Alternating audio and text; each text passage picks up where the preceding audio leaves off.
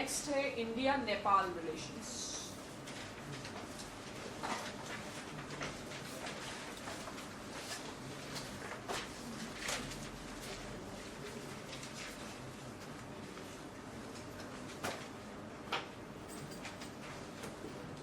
तो how do you explain India Nepal relations? Present state कैसा है? नहीं, इम्प्रूवमेंट हुआ है since the visit of prime minister and उससे पहले फॉरेन मिनिस्टर। तो अभी खैर एक्सेप्ट पाकिस्तान, बाकी सब नेबर्स के साथ कंपैरेटिवली बेटर है। पाकिस्तान और मालदीव्स दो में कोई बेटरमेंट नहीं है, लेकिन श्रीलंका के साथ भी बेटर हुआ है सिनेरियो। नेपाल के साथ तो बहुत ही ज़्यादा इम्पॉर्टेंट था कि नेपाल के साथ रिलेशंस को फिर से रिवाइव किया जाए, और अक्रॉस द पार्टी मतलब जितने भी उनके पॉलिटिकल ग्रुप्स हैं उन सब ने प्रेज किया, जो none of the section actually opposed and criticised Indian Prime Minister. That itself is a very big thing in Nepal. और नेपाल और इंडिया का जो रिलेशन है बहुत स्पेशल रिलेशन है, और साथ ही साथ ये बहुत अनफॉर्चुनेट है कि ऐसे दो कंट्रीज जहाँ पर सिर्फ गवर्नमेंट टू गवर्नमेंट रिलेशंस नहीं है, फैमिली टू फैमिली रिलेशंस हैं, इंटर मैरिजेस भी होती हैं, वहाँ पर अगर ऐसा सिचुएशन आए जिसमें कि इतना ज़्यादा ट्रस्ट डेफिसिट हो, so that itself is the cause of concern. और ये जो वीज़ा फ्री ट्रैवल है या फ्री ट्रेड एक्सेट्रा, ये सब WTO में इसके फीचर 1990s में आए, या अगर यूरोपियन यूनियन में भी हम देखते हैं तो ये सारी चीज़ें maastricht ट्रीटी के बाद 1995 से आई हैं। लेकिन उस हिसाब से जो अरेंजमेंट इंडिया और नेपाल के बीच में और इंडिया एंड भूटान के बीच में, वो one of the earliest example है इन चीज़ों का, जिसको यूरोपियन यूनियन अब भी कर रहा है, लेकिन Pandit Nehru had conceived about that at that point of time. लेकिन फिर नेपाल के साथ हमारे रिलेशंस बहुत ज़्यादा ट्रबल्ड रहे हैं। उसका एक रीज़न है वहाँ का डोमेस्टिक पॉलिटिक्स, और डोमेस्टिक पॉलिटिक्स में नॉर्मली उनका जो नेपाल का नेशनलिज्म का कंसेप्ट है या नेपाली राष्ट्रवाद का उनका जो कंसेप्ट है, तो उसमें they have always projected India as a imperialist country and imperialist power. और नेशनलिज्म का मतलब नेपाल में अब तक यही है कि इंडिया को अपोज करना, वो नेशनलिज्म है। और काफ़ी कुछ डोमेस्टिक पॉलिटिक्स इंडिया सेंटर्ड है। इंडिया ने भी ऐसे बहुत सारे मौके दिए हैं नेपाल में कि चाहे हमारा इंटेंशन हो या नहीं हो, एक रीज़न बनता है नेपालीज को इंडिया के इम्पीरियलिज्म को प्रोजेक्ट करने के लिए। ठीक है, तो अगर हम नेपाल पॉलिसी को देखते हैं, India Nepal policy, India Nepal policy बहुत ज़्यादा चाइना सेंट्रिक पॉलिसी है। ठीक है, नेपाल को लेकर के हम हमेशा ये चाहते हैं, क्योंकि नेपाल भी उस तरीके से प्लेस्ड है हमारी सिक्योरिटी के लिए, कि जैसा पाकिस्तान अफगानिस्तान के लिए फील करता है ऑफिशियली भी या अदरवाइज जो पॉपुलर है, कि पाकिस्तान को अफगानिस्तान में स्ट्रेटेजिक डेप्थ चाहिए, यानी कि ऐसी गवर्नमेंट चाहिए जो कम्प्लीटली पाकिस्तान से कंट्रोल्ड हो। सेम टाइप की साइकोलॉजी हमारी नेपाल के कॉन्टेक्स्ट में है। ठीक है, चाइना एज एन एनिमी को देखते हुए कि हमको ये चाहिए कि जो भी वहाँ पर है वो बहुत ज़्यादा कम्प्लीटली हमसे कंट्रोल्ड हो, कम्प्लीटली हमसे गवर्न हो। अब हमने कितनी ये कोशिश की है वो अलग चीज़ है, लेकिन ये इम्प्रेशन है नेपाल में। ठीक है, बहुत ज़्यादा जो हमारी सेंस ऑफ इनसिक्योरिटी है, जिस चीज़ को लेकर के हम पाकिस्तान को क्रिटिसाइज करते हैं, वही काम हम लोग नेपाल में करते रहे। ठीक है, और ये एक फैक्ट है कि गवर्नमेंट ऑफ इंडिया का अब तक नेपाल के डोमेस्टिक अफेयर्स में बहुत ज़्यादा इन्वॉल्वमेंट रहा है, और जब तक इंडिया का इन्वॉल्वमेंट नहीं होगा तब तक वो अपने डोमेस्टिक पॉलिटिकल इश्यूज रिजॉल्व भी नहीं कर सकते हैं। बिना इंडिया के इन्वॉल्वमेंट के उनका 7 पार्टी एग्रीमेंट भी पॉसिबल नहीं था, लेकिन इंडिया को वो यूज़ भी करते हैं to build their own domestic constituency. तो बहुत कॉम्प्लिकेटेड सिचुएशन है इंडिया के लिए, और शुरुआत से ही नेपाली जो एनवायरनमेंट है वो हमारे लिए चैलेंजिंग रहा है। हमारा जो सबसे इम्पॉर्टेंट फॉर्मल एग्रीमेंट है India Nepal peace and friendship treaty of 1950 या 51। अब वो ट्रीटी का इमीडिएट बैकग्राउंड क्या है? ट्रीटी का इमीडिएट बैकग्राउंड है चाइना का जो तिब्बत में एक्सपेंशन था, that made these Himalayan kingdoms insecure, India भी इनसिक्योर। चाइना का एक थ्योरी है, उनका जो पाम एंड डिजिट थ्योरी है या फिंगर्स है, चाइना के हिसाब से नेपाल, भूटान, तिब्बत, अरुणाचल प्रदेश और सिक्किम, ये नेपाली पाम के 5 फिंगर्स हैं, ठीक है। और जब तक ये 5 फिंगर्स उसका पार्ट नहीं बनते, उनका जो हाथ है वो पूरा नहीं रहेगा। तो उस तरीके की इश्यूज या उस तरीके का उनका फाइनल अप्रोच यही है कि दे ऑलवेज वांटेड कि अरुणाचल प्रदेश, सिक्किम, ये 4-5 जितना हिमालयन किंगडम्स हैं, it should be part of China. इस इनसिक्योरिटी के कॉन्टेक्स्ट में India and Nepal treaty came into existence. लेकिन जब से वो ट्रीटी एग्जिस्टेंस में आई है तब से रिलेशंस अच्छे नहीं रहे। तो इंडिया नेपाल रिलेशंस उनके डोमेस्टिक पॉलिटिक्स से कभी फ्री नहीं रह पाया है, और वो हमारे अगेंस्ट भी जाता है। तो बहुत सारे प्रॉब्लम शुरू में हुए। अगर हम नेपाल की डोमेस्टिक पॉलिटिक्स को अगर देखते हैं तो 50s में क्या सिचुएशन थी। इनफैक्ट नेपाल वालों को ये भी नहीं पता था कि वो कोई अलग से कंट्री है, ठीक है। जब कॉन्स्टिट्यूएंट असेंबली में ये सब चल रहा था, प्रिंसली स्टेट्स और सब कुछ आ रहे थे, तो वहां से बेसिकली फॉर्मली पूछा गया हमको भी आना है कि नहीं आना है, ठीक है। तो ये भी आइडेंटिटी थी नहीं कि नेपाल जो है वो कोई इंडिपेंडेंट स्टेट है, इतना ज़्यादा या इंडिया का ही एक प्रिंसली स्टेट है, इतना ज़्यादा इंटरडिपेंडेंस वाला सिचुएशन था। और नेपाल 1950 से ही पॉलिटिकली अनस्टेबल है, ठीक है। 1950s में सिचुएशन क्या थी? 1950s में जो नेपाली पॉलिटिक्स है उसके 3 पिलर्स थे। एक तो किंग, उस समय किंग त्रिभुवन थे।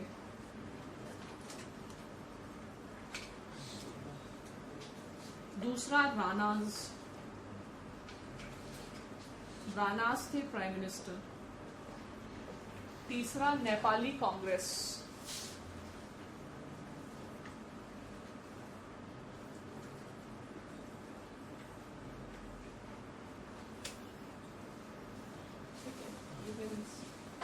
Side by side.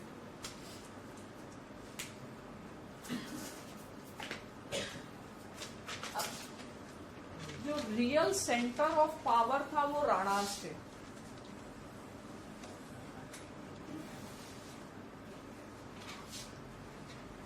और मोस्ट प्रोबेबली शायद जो करण सिंह है उनकी वाइफ इसी फैमिली की है, जो हाँ, खैर पावर ऑफ सेंटर जो थे वो राणास थे वहाँ पे। और राणास का जो रूल था वो बहुत ऑटोक्रेटिक था, अनपॉपुलर रूल था, और इन्होंने इनको बिल्कुल हाउस अरेस्ट में रखा हुआ था, किंग त्रिभुवन को। और people sympathy was for the king, okay, not with him. और दूसरा नेपाली कांग्रेस और इंडियन नेशनल कांग्रेस, इनके बीच में बहुत अच्छा रिलेशंस था। तो जब Indian National Congress coming to power तो रानास नहीं ट्रस्ट कर रहे थे, ठीक है, because of the close relations. ठीक है, अब 1950 में बिकॉज जब तिब्बत वाला केस हो गया और China forcefully acquired Tibet and China started giving that palm and finger theory, तो इंडिया के लिए भी कंसर्न की बात थी अरुणाचल प्रदेश को लेकर के, नेपाल के लिए भी कंसर्न की बात थी। तो इस एनवायरनमेंट में इज इट 50 ट्रीटी और 51? यस, 1950 की जो ट्रीटी है, ठीक है, 1950 ट्रीटी वॉज साइंड। और ये जो 1950 ट्रीटी है यही प्रॉब्लम का एक बहुत बड़ा रीजन है तब से, और इंडिया को इंपीरियलिस्ट बोलने का एक बहुत बड़ा रीजन है। अब समस्या ये हो गई कि ट्रीटी जब साइन की तो पावर इनके पास थी, तो ट्रीटी साइन की राणास के साथ। अब गवर्नमेंट ऑफ इंडिया अगर राणास के साथ ट्रीटी साइन कर रही है, इसका मतलब है राणा रूल को वो लेजिटिमेसी दे रही है। तो जो पीपल ऑफ नेपाल है, दे गॉट एंग्री, एलिनेटेड। अब राणास को अगर हम सपोर्ट कर रहे हैं तो फिर इनको भी ऐसा लगेगा कि हमारा जो डेमोक्रेसी नेपाल है उसके लिए इंडिया रियल कमिटेड नहीं है और India is going for them. और दूसरा, इनके साथ सेंटिमेंट है पीपल का, या फिर पीपल इनके साथ है, इनके साथ थे ही नहीं एक्सेप्ट विद फोर्स। सेकेंड चीज ये भी हो गई कि ये जो 1950 ट्रीटी है वो इंडिया के साइड से एम्बेसडर ने साइन की है, ठीक है, और उनके साइड से प्राइम मिनिस्टर ने की है।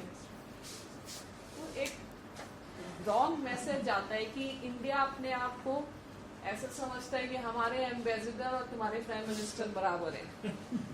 तो कम से कम ये सिंबॉलिक जेस्चर्स जो हैं वो इम्पोर्टेंट होते हैं, और क्या सोच के एम्बेसडर से साइन कराया वो नहीं समझ में आता है। तरीके से प्राइम मिनिस्टर लेवल पर ही साइन करना चाहिए। तो फिर वो एक उनको रीजन मिलता है कि इंडियंस जो हैं रेस्पेक्टफुली ट्रीट नहीं करते नेपालीज को, वो बहादुर और यही वाले कॉन्सेप्ट में देखते हैं, ठीक है। अब है या नहीं है, और है भी बहुत ज्यादा। इंडिया में भी इस तरीके का एथनोसेंट्रिज्म, कास्टिज्म, वो सारी चीजें, ऐसा हम लोग हमेशा फाइट करते हैं अगेंस्ट रेशलिज्म, इंपीरियलिज्म, लेकिन इंडिया में भी बहुत ज्यादा रेशलिज्म है ही है।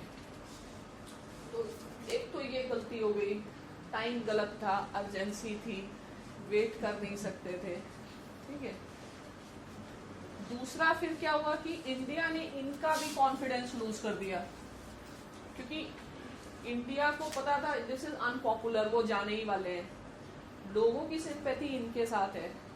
तो India helped king Tribhuvan to escape, ठीक है, and gave him asylum and shelter in Delhi. तो अब राणा गॉट एंग्री, ठीक है, कि हमारे साथ ट्रीटी कर रहे हो और इनको निकाल के ले जा रहे हो, ठीक है। फिर नेपाली कांग्रेस एंड किंग त्रिभुवन, इनको मिला करके इंडिया ने एक्ट कर दिया कि नेपाल में अब कॉन्स्टिट्यूशनल मोनार्की रहेगी। ये जैसे ब्रिटेन में है, ये कॉन्स्टिट्यूशनल हेड है और डेमोक्रेसी रहेगी, क्योंकि हमारे इनसे भी रिलेशंस थे। तो इनिशियली तब से जो भी उनका कॉन्स्टिट्यूशन है सब बन रहा है, उसमें इंडिया का रोल बहुत ज़्यादा है, और बिना इंडिया के इंटरफेरेंस के या पार्टिसिपेशन के वहाँ कुछ हो नहीं पा रहा है। अभी भी नहीं बन पाएगा, मतलब फिलहाल अभी भी पॉसिबल नहीं है उनका कॉन्स्टिट्यूएंट असेंबली कॉन्स्टिट्यूशन बना सके। और नेपाल की जो इंटरनल पॉलिटिक्स है ये हमेशा बहुत ज़्यादा डिवाइडेड रही है, बहुत ज़्यादा पोलराइज्ड रही है। तो नेपाल जैसी छोटी कंट्री में इतनी सारी पॉलिटिकल पार्टीज होना, इतना ज़्यादा पोलराइज्ड है पॉलिटिक्स, इसलिए वहाँ की डोमेस्टिक पॉलिटिक्स के कारण बहुत सारी प्रॉब्लम्स आती हैं, और इंडिया को किसका साइड देना है, किसका नहीं देना है, और हर party behind the curtains India का सपोर्ट चाहती है, क्योंकि इंडिया के बिना उनको पॉसिबल नहीं है, दे नो दैट दिस, लेकिन ओपनली उसको वो एक्नॉलेज नहीं कर पाते क्योंकि वो उनका फिर नेशनलिज्म इससे लिंक्ड है। ठीक है, तीसरी चीज क्या है कि ये जो ट्रीटी है 1950 की ट्रीटी, वो it is almost exact replica of treaty of Sugauli जो ब्रिटिशर्स ने की थी, और ट्रीटी ऑफ सगौली में Nepal was defeated in the hands of the Britishers। तो ये लोग उससे भी रिलेट करते हैं कि ट्रीटी ऑफ सगौली के हिसाब से ये ट्रीटी ऑफ सगौली के हिसाब से जो काली रिवर है, काली रिवर नेपाल और इंडिया के बीच में बॉर्डर है। ठीक है, और जितना जो ईस्टर्न पार्ट है वो सब नेपाल का रीजन है। लेकिन नेपाल एक टाइम में जो इंडिया का ये कुमायूं गढ़वाल रीजन था वो भी नेपाल के अंडर इन्फ्लुएंस था। तो नेपालीज को ऐसा लगता है कि उनका मतलब मेजर एक लॉन्ग टर्म एम भी है कि Kumaon Garhwal region is Nepali territory, या ऐसा उनका ड्रीम है, ऐसा उनका परसेप्शन है। तो काली उसमें कोई चेंज नहीं हुआ। फिर इस ट्रीटी में कोई डायरेक्टली ऐसा क्लॉजेस नहीं है, लेकिन ट्रीटी के बियॉन्ड, ट्रीटी के साथ साथ कुछ लेटर्स एक्सचेंज किए गए जिसमें सीक्रेट अंडरस्टैंडिंग्स थी। ट्रीटी में कुछ ऑब्जेक्शनेबल नहीं है। ट्रीटी उल्टा फॉर द फर्स्ट टाइम ये चीज रिकॉग्नाइज करता है कि नेपाल जो है वो सॉवरेन कंट्री है, क्योंकि अब तक ये भी नहीं पता था कि नेपाल सॉवरेन है या नहीं है। तो एक तरीके से वो नेपाल वालों के लिए इंडिया का एक्नॉलेजमेंट था कि we acknowledge that Nepal is a sovereign country. इस ट्रीटी के हिसाब से Nepalese can come and work here. केवल फॉरेन सर्विसेज या इंडियन एडमिनिस्ट्रेटिव सर्विसेज को छोड़ करके जो सेंट्रल गवर्नमेंट की सर्विसेज हैं उसमें भी वो लोग वर्क कर सकते हैं एक दूसरे के गवर्नमेंट यूपीएससी में पार्ट नहीं ले सकते नेपाल? नहीं, इंडियन एडमिनिस्ट्रेटिव सर्विसेज में और फॉरेन सर्विसेज में नहीं ले सकते हैं। हाँ, पुलिस IAS में नहीं ले सकते हैं, सेंट्रल सर्विसेज में पार्टिसिपेट कर सकते हैं। IAS, IFS, IPS इसमें नहीं जा सकते हैं, लेकिन बाकी में जा सकते हैं। ये नेपाल में भी इंडियंस को ये राइट है, लेकिन इंडिया ने खुद ही उसको छोड़ दिया है क्योंकि being a smaller country. Next है कि दोनों लोग एक दूसरे में जाकर के ट्रेड कर सकते हैं, प्रॉपर्टी ले सकते हैं, उस टाइप का अरेंजमेंट किया। नेपाल वालों के हिसाब से यहाँ तक कि इंडियन आर्मी में भी वर्क कर सकते हैं। ठीक है, तो नेपाल वाल अब इंडिया के व्यू पॉइंट है कि इतना ज़्यादा पेंशन्स के फॉर्म में नेपाल को जाता है, नेपाल की इकोनॉमी को बहुत ज़्यादा फायदा है इंडिया के साथ इंटीग्रेट करके। लेकिन नेपाल वालों के लिए जो कुछ इकोनॉमिक बेनिफिट्स इंडिया दे रहा है वो तो ड्रॉप इन अ ओशन जैसा है। ठीक है, नेपाल है ही कितना बड़ा, कितना उसका साइज है, कितने लोग हैं, लेकिन उससे ज़्यादा बहुत ज़्यादा बेनिफिट इंडिया के जो बिजनेसमैन हैं या इंडिया का जो इंडस्ट्रिस्ट क्लास है वो भी तो उतना ही बेनिफिट ले रहे हैं नेपाल से। ऐसा तो है नहीं कि it's just a one way traffic. The only thing is यहाँ पर गवर्नमेंट वाले भी फैसिलिटीज़ हैं, नेपाल में हमने छोड़ा हुआ है उसको, लेकिन बिजनेस तो देयर इज नथिंग कि इंडिया बहुत ज़्यादा कोई बहुत फेवर कर रहा है। लेकिन फेवर तो है बिकॉज नेपालीज गवर्नमेंट या नेपालीज जो हैं वो केवल ट्रीटी को अपोज करते हैं। गवर्नमेंट ऑफ इंडिया ने हमेशा एग्री किया है कि आपको जब भी रिवाइज करना है तो we are ready to revise, लेकिन उसके जो बेनिफिट्स हैं उसको वो छोड़ना नहीं चाहते। ठीक है, तो नेपालीज को खुद से डिसाइड करना पड़ेगा कि उनको इस ट्रीटी को क्या करना है, यू वांट इट और यू डोंट वांट इट। ठीक है, इंडिया को उससे ब्लैकमेल होने की जरूरत नहीं है। और नेक्स्ट है कि इसमें जो सीक्रेट क्लॉजेस थे, जो लेटर्स थे, उसको लेके प्रॉब्लम है। लेटर्स से ये क्लॉज था कि अगर किसी नेबर के साथ फ्रिक्शन होता है तो इमीडिएटली इन्फॉर्म करना होगा और एक तरीके से एक दूसरे को सिक्योरिटी गारंटी टाइप दी जाएगी। तो कुल मिलाकर के नेपाल ही को गारंटी है इंडिया की, ठीक है। लेकिन साथ ही साथ जैसे उनका जो लैंड है उसका यूज किया जा सकता है, ये सब इंडिया को फेवर था।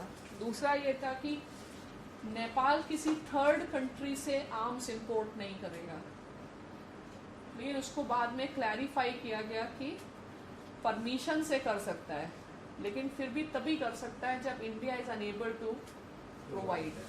तो उनको ऐसा लगता है it is an unnecessary restriction on their sovereignty. और फिर है जितना भी आर्म्स आप अगर बाहर से एक्सपोर्ट इंपोर्ट कर रहे हैं तो वो थ्रू इंडियन टेरिटरी ही आना है, ठीक है। तो ये चीज़ें उनको थोड़ा सा रिस्ट्रिक्टिव लगती थी। और नेपाल में चूंकि इंडियन गवर्नमेंट हमेशा कांग्रेस या डेमोक्रेसी को सपोर्ट कर रही थी और किंग त्रिभुवन और गवर्नमेंट ऑफ इंडिया का अच्छा रिलेशन था, लेकिन after king Tribhuvan king Mahendra came to power in 60s। Okay,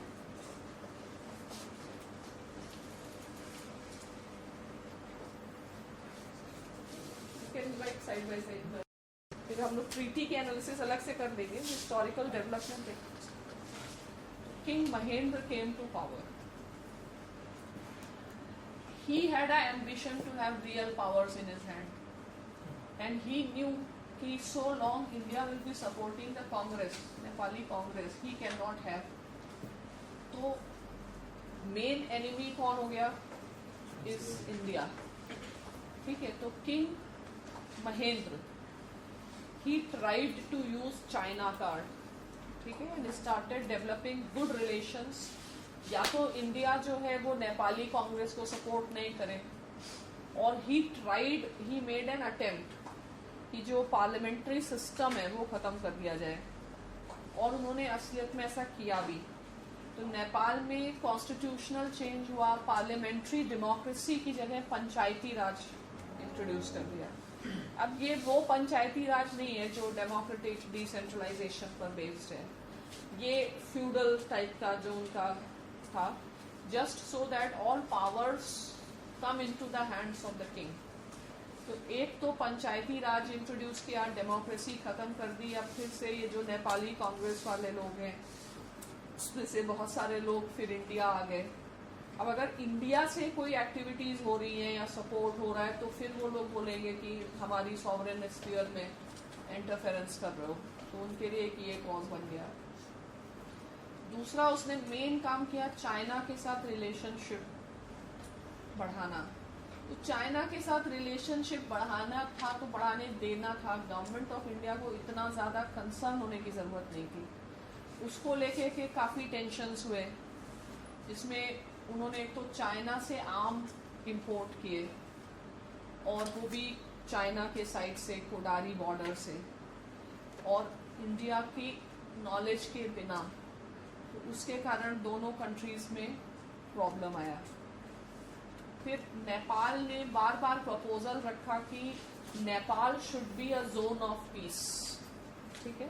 तो जोन ऑफ पीस एक कंसेप्ट है जिसमें इंटरनेशनल एक तरीके का न्यूट्रलिटी का स्टेटस है। इन्होंने कहा कि Nepal is sandwiched between two big countries and that two are rival countries. तो इनके कारण सेम सिचुएशन है ना जैसा अफगानिस्तान के साथ सिचुएशन है, तो इनके कारण इनका डोमेस्टिक पॉलिटिक्स बहुत ज़्यादा इम्पैक्ट होता है और ये अननेसेसरली सफ़र करते हैं। तो इसको जोन ऑफ पीस बनाया जाए। अगर नेपाल जोन ऑफ पीस बनता है तो वहाँ पर इंडियन फोर्सेस डिप्लॉय नहीं हो सकती। वो एक तरीका था 1950 में जो सिक्योरिटी गारंटी वाला कंसेप्ट है उसको ओवरकम करने का, ठीक है।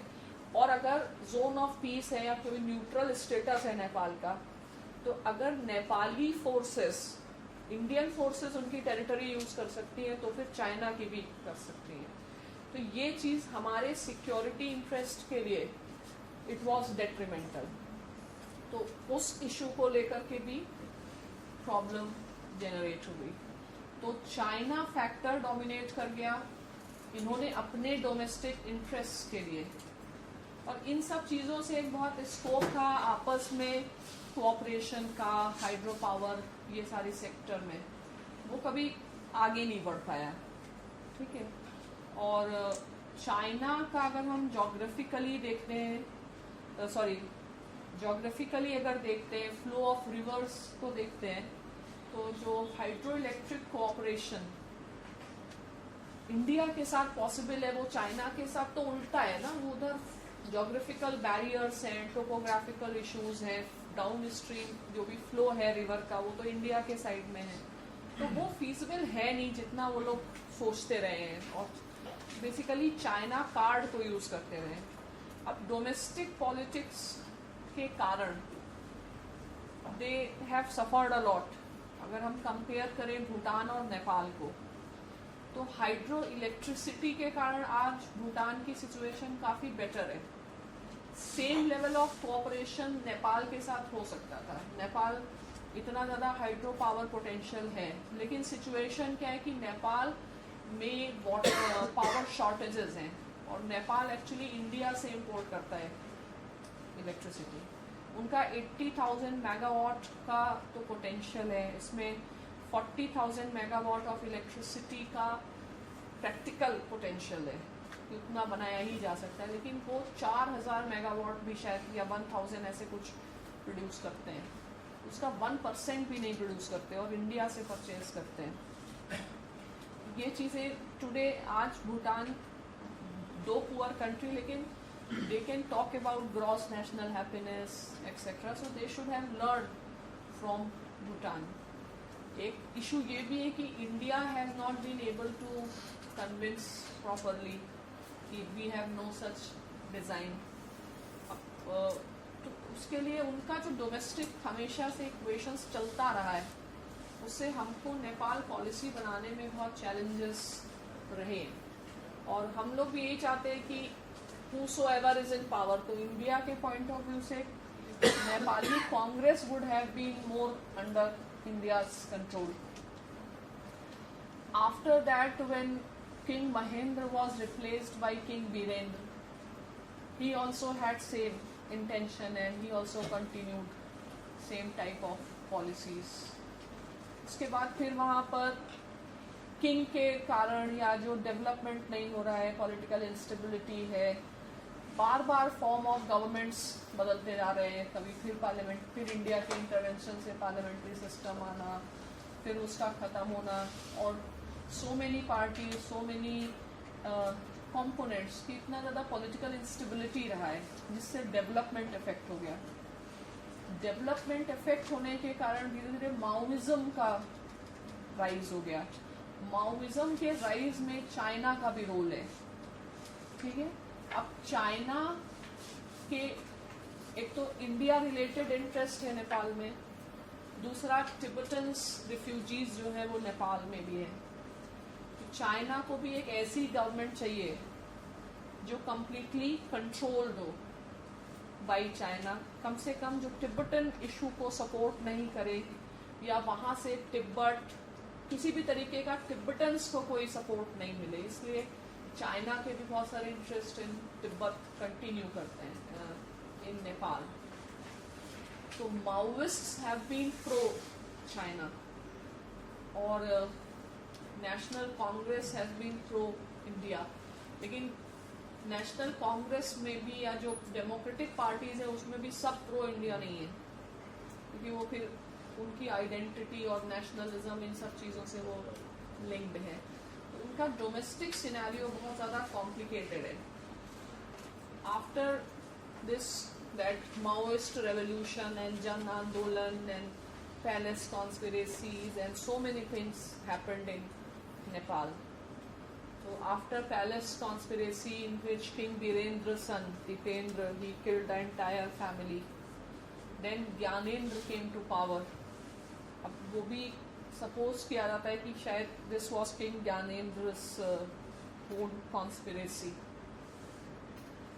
After this, he lacked legitimacy and that democracy movement also going on, Maoists going on. So finally ये सब चीज़ों को रिजॉल्व करने के लिए अल्टीमेटली फिर इंडिया को ही रोल प्ले करना पड़ा।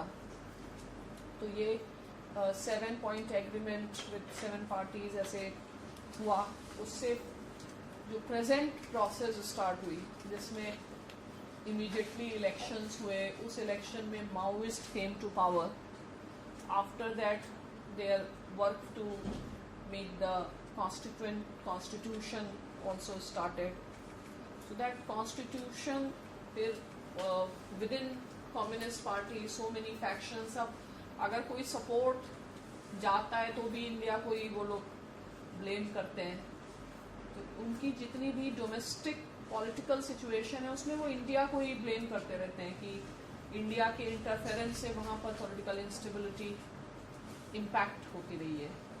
ठीक है, तो finally constitution assembly again constituted. पिछली constituent assembly could not pass, फिर वो उसके डेडलाइंस। फिर उसमें दूसरा इशू था कि इंडिया के लिए बेस्ट कंसेप्ट था वहाँ पे इंडिया के पॉइंट ऑफ व्यू से कि कॉन्स्टिट्यूशनल मोनार्की रहे और पार्लियामेंट्री डेमोक्रेसी रहे।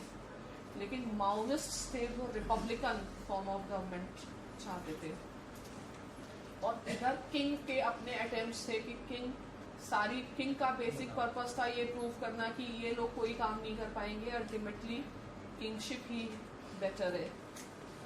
तो ये सब इंटरनल कॉम्प्लिकेशंस चलते रहे। फिर India finally Nepal became republic and India supported republican Nepal also.